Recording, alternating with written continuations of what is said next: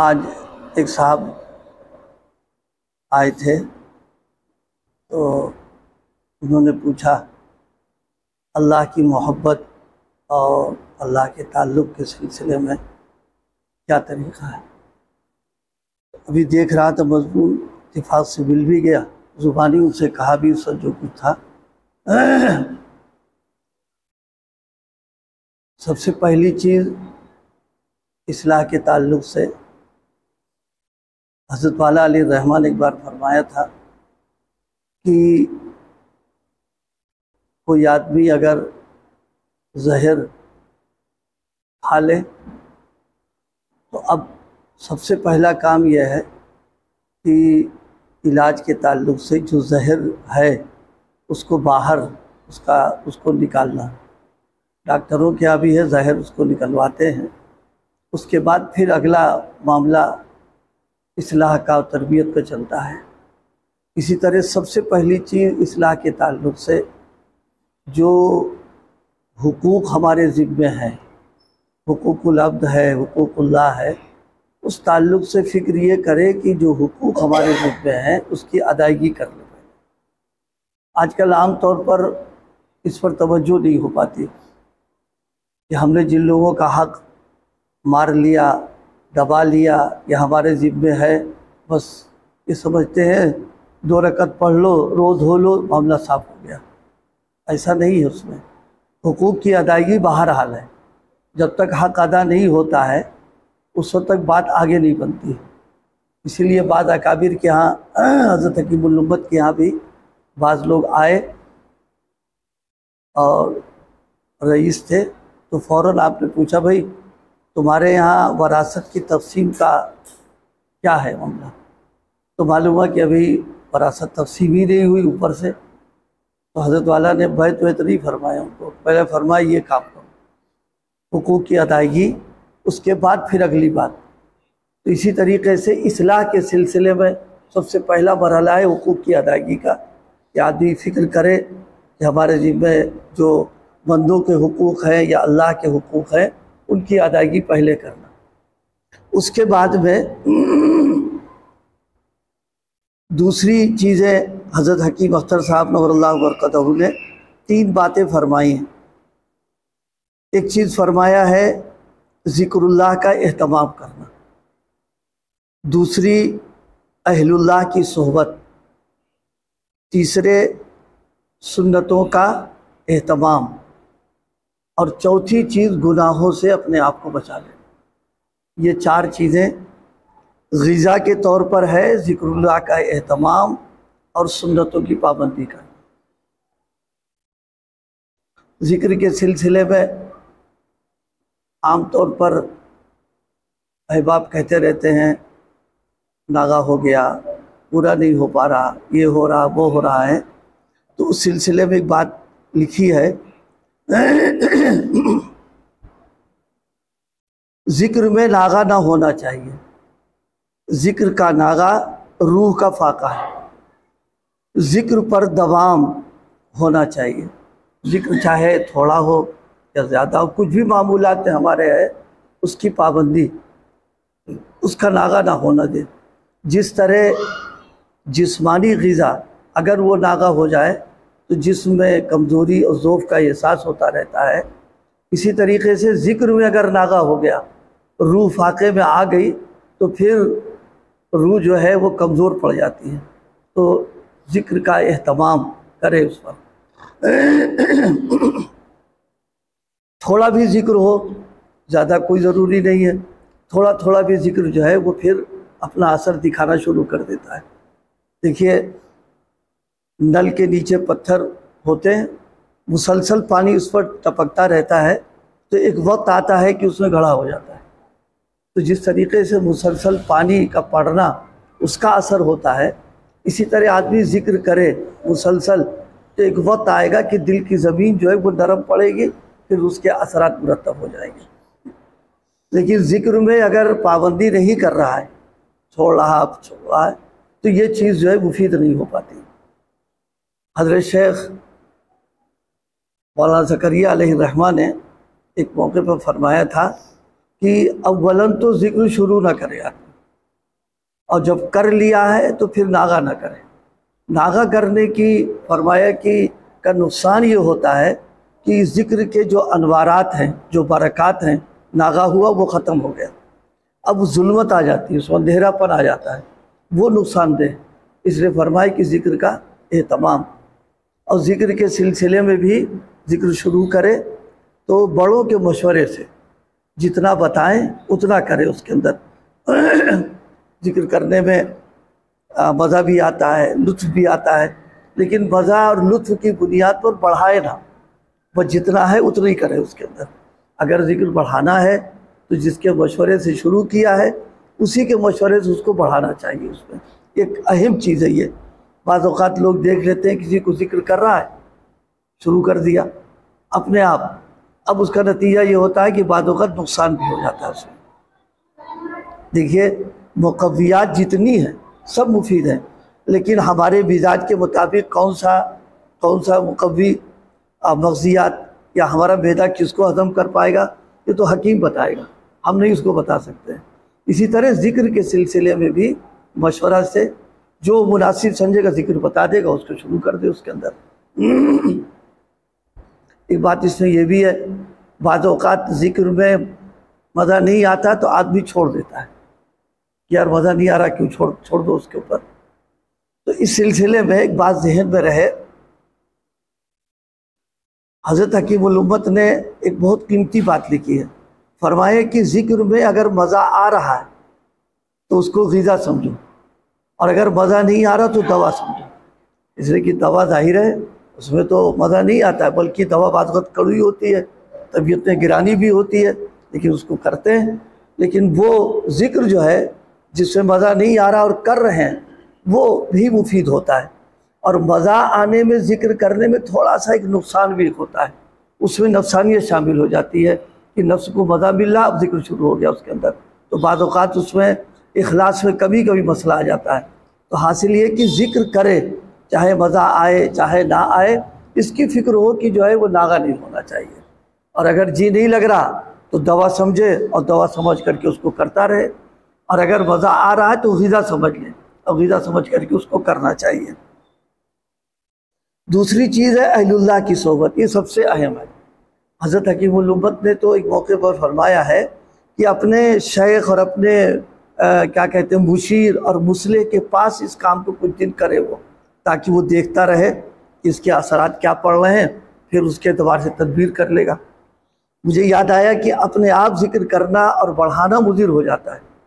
حضرت حکیم الامت کے ہاں ایک صاحب تھے، ذکر کر رہے تھے اور غالباً ذکر بڑھا دیا انہوں نے، حضرت کو اطلاع نہیں کی، تو ان کو انوارات نظر آ رہے تھے۔ حضرت کو لکھا کہ حضرت انوارات نظر آ رہے ہیں۔ تو حضرت تھانوی علیہ رحمہ کا ایک معمول یہ تھا، کوئی اہم خط ہوتا تو اس کو مجلس میں ذکر کرتے اور جواب بھی حضرت بتا دیتے، سناتے تھے، اپنا تذکیر ہوا۔ تو جو حاضرین تھے ان کا ذہن گیا کہ اس کو تو فائدہ ہو رہا۔ حضرت نے جواب میں لکھا کہ ذکر بند کر دو اور کسی طبیب کو دکھاؤ تم اور اپنا علاج کرو۔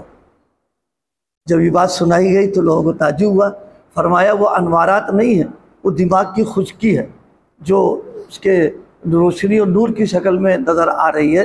تو ظاہر ہے اگر اپنے شیخ کو اور مصلح کو نہ لکھا ہوتا اور کرتے رہتے تو پاگل ہو جاتے کچھ دنوں۔ حضرت نے فرمایا چنانچہ ذکر بند کر دیا، علاج کرا لیا، اس کے بعد پھر معاملہ آگے چلا۔ تو ذکر کرنے کے سلسلے میں ذکر کرے، اس موقع پر دوستوں سے کہتے ہیں ذکر دو طریقے کا ہے، ایک جنرل ٹانک ہے جو عام طور پر پڑھ کرتے رہتے ہیں، جیسے نماز کے بعد تسبیحات فاطمہ وغیرہ، اور یہ جنرل ٹانک ہے۔ لیکن جو خاص مشائخ کے اذکار بتائے جاتے ہیں اس کے لیے ضرورت ہے کہ اجازت ہو، مشورہ ہو، اور پھر اس کی نگرانی میں کرے، اپنے حالات کو بتاتا رہے، پھر وہ انشاءاللہ مفید بھی ہو جائے گا اس میں۔ یاد آیا حضرت حکیم اختر صاحب نور اللہ برکتہ نے خود سنایا تھا اس کو، کہ ایک صاحب نے ذکر کر لیا، ذکر نہیں، ذکر کی زیادتی پر انہوں نے مثال بیان کی۔ ایک صاحب تھے، انہوں نے ایک ہی دن 200 گرام بادام کھا لیا، اب اس کا کھانا تھا کہ دماغ میں گرمی چڑھ گئی ان کی، تو حضرت حکیم صاحب ہی نے اس کا علاج بتایا، سردیوں کا زمانہ تھا، فرمائے 100 گلاس لسی کے اس کو برابر پلاؤ۔ جب پلایا گیا تب جا کے اس کا دماغ کو جو ہے ٹھنڈا ہوا۔ تو اس پر فرمایا کہ مغزیات مفید بہت ہیں لیکن اپنی طبیعت سے کھا لیا نقصان کر گیا۔ فرمایا اسی طرح ذکر کے اثرات ہوتے ہیں، اگر اپنی طبیعت سے کر لے گا تو پھر اس کے اثرات غلط پڑ جائیں گے، تو نتیجہ نکلے کہ نقصان ہو جائے گا اس میں۔ تو ایک چیز ذکر فرمائی، ذکر اللہ کا اہتمام کرنا۔ اسی کے تعلق سے دوستوں سے کہا کرتے ہیں کہ جیب میں تسبیح رکھ لے۔ تسبیح کیا ہے؟ یہ مذکر ہے، تو جب نوٹ نکالے گا ڈالے گا تو جیب ہاتھ پڑتا رہے گا اس میں، تو پھر ایک نہ ایک دن خیال آئے گا کہ تسبیح پڑی ہوئی ہے، تو اس کی برکت سے ذکر کرنا آسان ہو جائے گا اس کے لیے۔ جیب میں رہے، یہ گویا مذکر ہے، یہ یاد دہانی کراتا رہتا اس کے لیے۔ دوسری چیز فرمایا کہ اہل اللہ کی صحبت، بزرگوں کی صحبت جو ہے یہ فائدے سے خالی نہیں ہے۔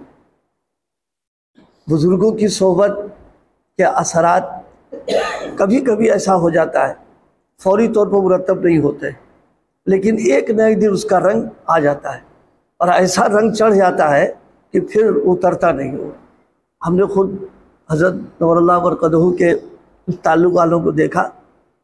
ایک تعلق والے تھے، حضرت سے اتنا تعلق تھا کہ جب وہاں تشریف لے جاتے تھے تو وہ حضرت کی میزبان اور مزاج شناس، اور باہر کے سفر کے تعلق سے بھی وہ اس کے انتظامات کرتے تھے، لیکن چہرہ نور محمدی نہیں، سر پہ بال اس قسم کے، کپڑے بھی ویسے، حضرت کچھ نہیں فرماتے تم سے۔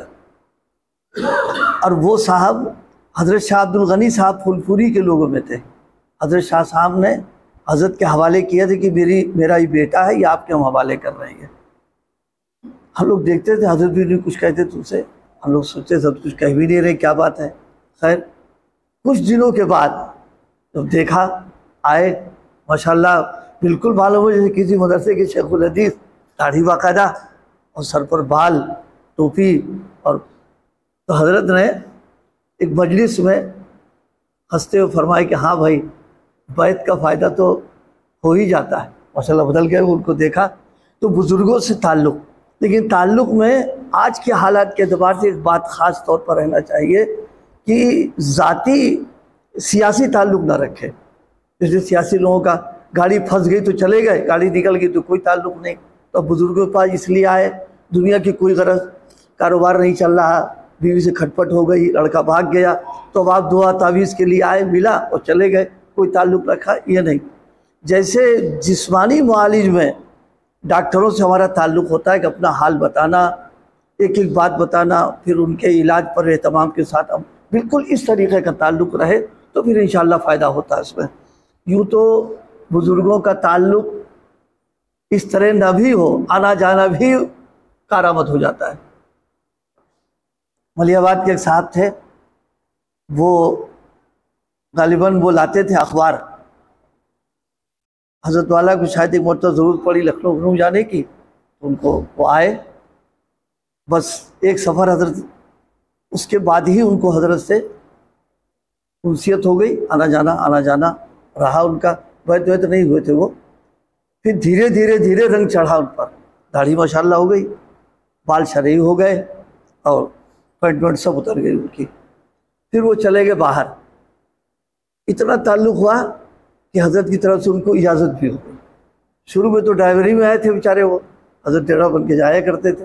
تو بزرگوں سے تعلق رکھے، اصلاً تعلق رکھے اپنی اصلاح کا، اور تعلق اس لیے رکھے کہ اللہ کی محبت اور معرفت ہم کو اس سے مل جائے گی، کوئی اور نیت نہ ہو، لیکن اگر ملتا جلتا رہا تو انشاءاللہ اس کا ہی فائدہ ملتا رہے گا اس کو یہاں۔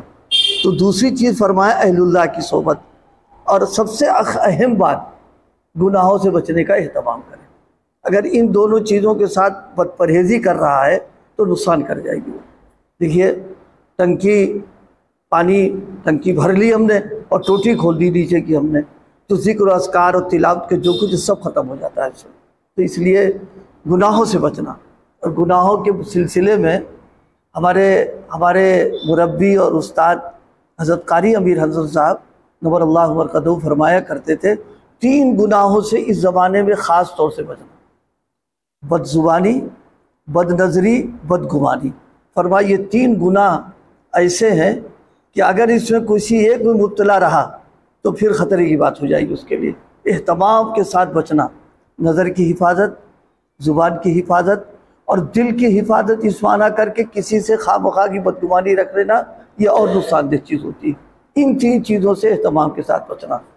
تو ایک بات ہو گئی اہل اللہ کی صحبت، ذکر کا اہتمام، گناہوں سے بچنا، اور اسی کے ساتھ سنتوں پر عمل کرنا۔ سنتوں کے عمل کے سلسلے میں حضرت والا کی ایک بات بہت بار بار سناتے بھی رہتے ہیں۔ سنتیں 2 قسم کی ہیں، ایک سنت وہ ہے جو سہل ہے، آسان ہے، عمل کرنے میں کسی کی کوئی مزاحمت نہیں۔ مثال کے طور پر جیسے مسجد آنا ہے تو داہنا پیر داخل کرنا، جوتا جو ہے بائیں پیر سے پہلے اتارنا، یہ آسان سنتوں میں ہے۔ تو فرمایا کہ پہلے ان سنتوں پر عمل کیا جائے، جب ان سنتوں پر عمل کر لیں گے تو پھر ایک طاقت اور قوت اور حوصلہ پیدا ہو جائے گا۔ تو اس کی بنیاد پر دوسری وہ سنتیں جس پر عمل کرنے میں کچھ مشقت ہے معاشرہ، سماج، گھر والوں کی طرف سے، تو ان سنتوں پر عمل کرنے کی برکت سے اللہ تعالیٰ پھر ان سنتوں پر عمل کرنے کی توفیق عطا فرما دے گا۔ اور اس کو سمجھانے کے لیے دوستوں سے کہتے ہیں کہ دیکھیے، بچے کا جب دودھ گھروں میں چھڑایا جاتا ہے تو ایک دم ثقیل غذا نہیں دیتے ان کو، کیونکہ معدہ قبول نہیں کرے گا اس کو۔ پہلے اس کی وہ غذائیں دیتے ہیں جو بہت زود ہضم ہوتی ہیں،